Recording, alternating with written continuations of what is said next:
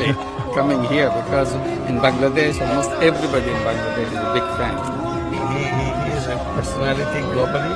He is one of the greatest sports hero. Breaking news, বাংলাদেশের একমাত্র Nobel জয়ী doctor ইউনূসকে অন্তর্বর্তীকালীন সরকারের প্রধান উপদেষ্টা হিসেবে ঘোষণা করেন সেনাবাহিনীর প্রধান।